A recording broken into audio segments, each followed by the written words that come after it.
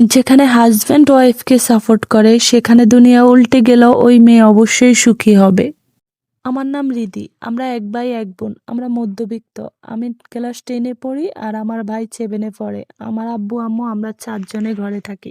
আমি খুব সাধারণ একটা মেয়ে, চুপচাপ মেয়ে, কারোর সাথে কথা বলি না, স্কুল গেলেও চুপচাপ থাকি, স্যারদের সাথে পড়া দেই, এই ছাড়া কোনো বাইরে কোনো কারোর সাথে আড্ডা নেই, কোনো কিছু নেই। বাসায় আসলেও সারাদিন পড়াশোনা, আম্মুর কাজে সাপোর্ট করা, এগুলা নিয়েই থাকি।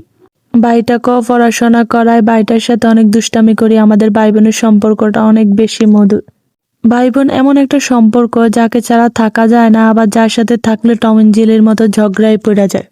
আমার ভাইয়ের নাম হৃদ। হৃদও খুব শান্ত স্বভাবের ছেলে। আমরা 2 ভাই বোনে আব্বু আম্মুরে খুবই কম জ্বালায়, আমরা সবসময় ঠান্ডা প্রকৃতির। আর আব্বু আম্মু আমাদের দুজনকে খুব বেশি ভালোবাসে, অনেক বেশি আদর করে। আমাদের ছাড়া তারা কিছু বুঝেই না। আমাদের 2 ভাই বোনের যদি কিছু হয় আমার আব্বু আম্মু শেষ হয়ে যায়। আমার ভাই একদিন খেলতে যায়, দুষ্টামি করে পইরা হাত ভেঙে ফেলছে। আমার আম্মু তো কান্না করতে করতে শেষ, আমিও কান্না করে দিছি। আমরা 2 ভাই বোন আমার আম্মু আব্বুর কলিজা। হঠাৎ একদিন একটা পরিবার থেকে আমার জন্য বিয়ের প্রস্তাব আসে। আমার আব্বু প্রথমে রাজি হয় না, আমি ছোট ছিলাম তাই। আব্বু বলতেছে এত তাড়াতাড়ি আমি মেয়ে বিয়ে দেবো না, মেয়েকে পড়াবো তারপরে বিয়ে দেবো।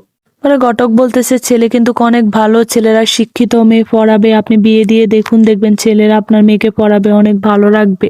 ছেলেরাও তো বেশি বড় লোক না, মধ্যবিত্ত। ছেলেরা এক ভাই এক বোন আমাদের মতোই। ছেলের নাম আকাশ। তো ছেলে আমাকে দেখতে আসছে, আসার পর ওনারা আমাকে খুবই পছন্দ হয়েছে, আমার আব্বু আম্মুরও পছন্দ হয়েছে। এখন আমাকে জিজ্ঞেস করছে, আমি বলছি যে যেখানে তোমাদের পছন্দ হবে আমি ওখানেই বিয়ে করব, কারণ আমার পছন্দের কেউ নাই। তোমরা যেখানে আমাকে বিয়ে দেবে খুশি মানে আমি ওখানে বিয়ে করব, কিন্তু আব্বু আমি পড়াশোনা করতে চাই। আব্বু বলল যে মা বিয়ের পর ওনারা তোকে পড়াবে, তাই আমরা রাজি হয়েছি। ওনারা বিয়ের পর তোদেরকে পড়াবে, তোকে শহরে নিয়ে যাবে। ছেলে শহরে থাকে, ছেলে তোকে নিয়ে শহরে থাকবে, আর ওর মা আর বোন দেশে থাকবে আর কি, গ্রামে। তো বিয়ের ডেট পড়লো, 3-4 দিন পর বিয়ে। আমি যেহেতু আমার আব্বুর একমাত্র মেয়ে, তো আমার আব্বু দুমদাম করে বিয়ে দিতে চাইছে। তো আমার আব্বু বলছে যে ওনাদেরও দুমদাম করে বিয়ে নিতে হবে, আমাদের এদিক থেকে অনেক মেহমান যাবে, ওদিক থেকে আসবে। তো ছেলেরাও রাজি হয়েছে, ছেলেও এক ছেলে, তাই ওনারা অনুষ্ঠান করবে।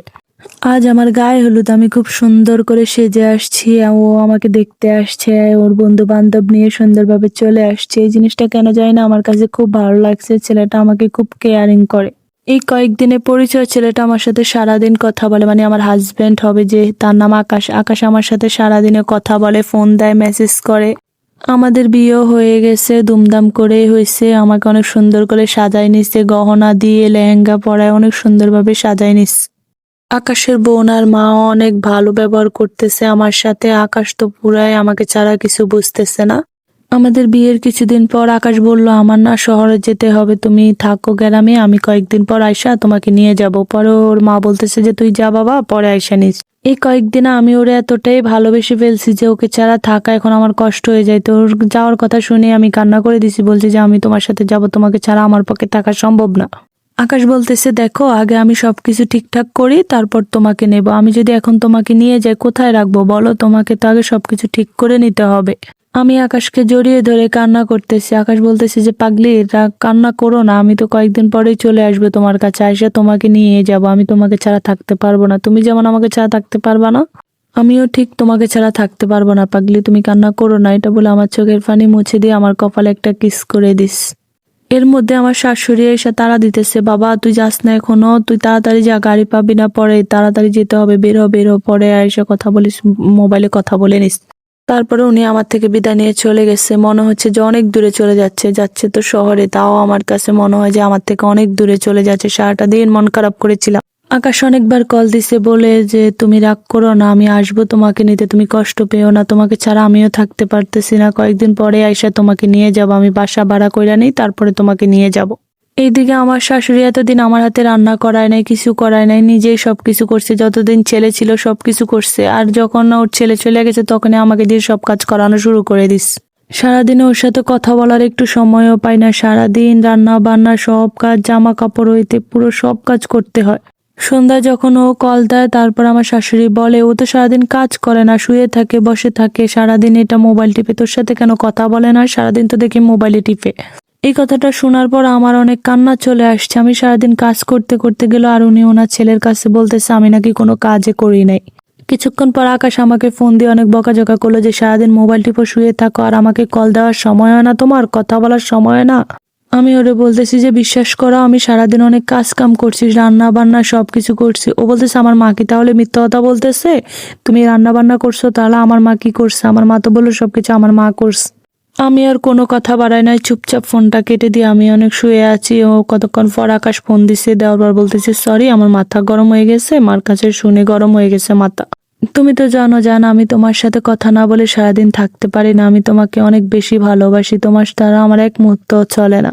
ওর এই কথাগুলো শুনে আমি জোরে জোরে কান্না করে দিছি।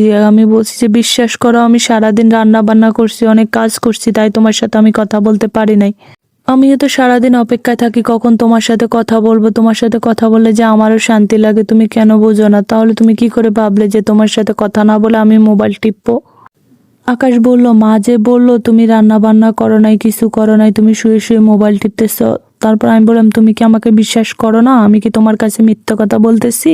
ও আমাকে বলতেছে আচ্ছা তুমি একটা কাজ করো, যখন তুমি রান্না বান্না করো তখন আমাকে ভিডিও কল দিও, আমি তোমার সাথে ভিডিও কলে কথা বলবো, তখন তুমি আমাকে লাইনে রাখো, আমার মিথ্যা কথা বলতে পারবে না।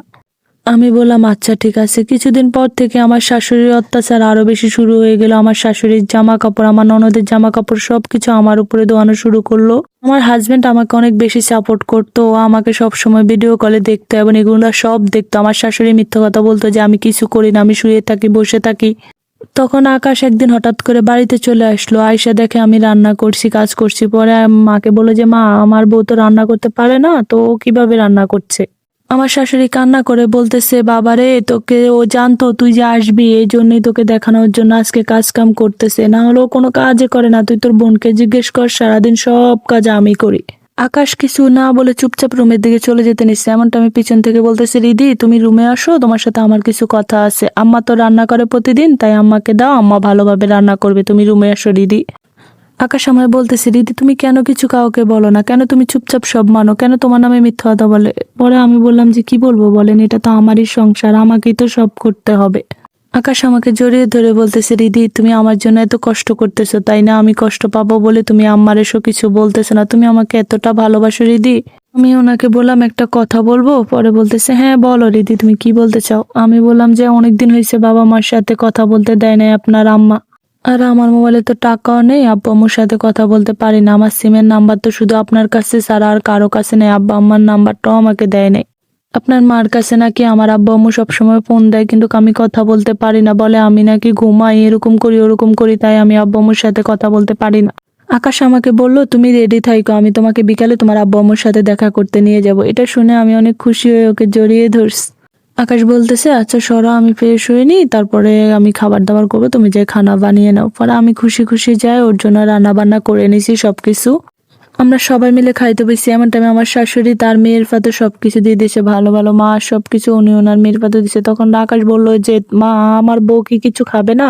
বললো সব তো আপনার প্লেটে, আমার প্লেটে, আমার বোনের প্লেটে, তাহলে দিদি কি খাবে? তখন বললো যে তোর বউ তো সবসময় খায়, আমার মেয়েটা কি আর সবসময় খেতে পারে? প্রতিদিন তোর বউ আগে আগে খেয়ে ফেলে। আমি তো অবাক হয়ে আম্মার দিকে তাকাই রয়েছি, আম্মা এগুলা কি বলতেছে, আমি তো আগে কিছু বলি না আর কিছু খাই নাই। আকাশ ঠান্ডা মাথায় ওর আর মাকে বলল যে মা আচ্ছা রিদি আপনার মেয়ে না? আপনার যেমন রুমা মেয়ে, তখন তো রিদিও আপনার মেয়ে, ও আমার বোন, তাই ও আমার কাছে রানীর মতোই, কারণ আমার বোনকে আমি অনেক ভালোবাসি। কিন্তু আম্মা আপনি কি আমার ওয়াইফকে ভালোবাসতে পারেন না? কেন আপনি নিজের মেয়ের মতো ওকে দেখতে পারেন না? আপনি বলেন রিদি কোনো কাজ করে না, কিছুই করে না, সবসময় শুয়ে থাকে মোবাইল টিপে, কিন্তু আমি তো প্রতিদিন দেখি যে সব কাজ রিদি করে। এটা বলার পরে আমার চেঁচাই উঠে বলতেছে তোর বউ আমার নামে মিথ্যে কথা তোর কাছে বানায় বানায় বলে, আর তুই কিছু বলস না, এগুলা শুনোস, তুই আমার নামে এত মিথ্যে কথা শুনতেছ। আম্মা কান্না করা শুরু করে দিছে। আকাশ বলল যে আম্মা আপনি কান্না করেন না, কেন আপনি কান্না করতেছেন? আপনি শুধু শুধু মিথ্যে কথা বলে লাভ কি? আমি সবকিছু দেখি প্রতিদিন। আর বোন তুইও তো বড় হইছস, আমার কোনটা ভুল কোনটা ঠিক তুই কি বুঝস না? তাহলে তুইও তো একদিন পরের বাড়িতে যাবি, তাহলে কেন তুই তোর ভাবির সাথে অন্যায়গুলো তোর আম্মাকে কিছু বলস না, আরো সাপোর্ট করস? তোর সাথে যখন তোর শাশুড়ি এগুলা করবে তখন তোর ভালো লাগবে? তোকে যখন আমরা বিয়ে দেব, যদি তোর সাথে তোর শাশুড়ি এমন করে, তাহলে তুই কি কিছু করবি না? তুই কান্না করবি না? আর আম্মা আমি রিদিকে যাইতের কালে আমার সাথে নিয়ে যাব, আপনি আপনার মতো থাকেন আপনার মেয়েকে নিয়ে, আমি রিদিকে নিয়ে ঢাকা শিফটে হয়ে যাব। আর হ্যাঁ বিকাল বেলায় আমি আমার শাশুড়ির বাড়িতে যাব, আমার শ্বশুর শাশুড়িকে দেখে আসবো রিদিকে নিয়ে। যদি আপনি আর বোন যেতে চান তাহলে আমাদের সাথে যাইতে পারবেন। আব্বু আম্মুকে দেখে আসার পর থেকে আকাশের সাথে ঢাকা চলে আসছি। এখন আলহামদুলিল্লাহ ভালোই সংসার যাচ্ছে, আমার শাশুড়িও ভালো হয়ে গেছে। আসলে পুরুষ যখন ঠিক থাকে তখন মেয়েরা এমনিই সুখী হয়, স্বামী ঠিক থাকলে দুনিয়ার সব ঠিক।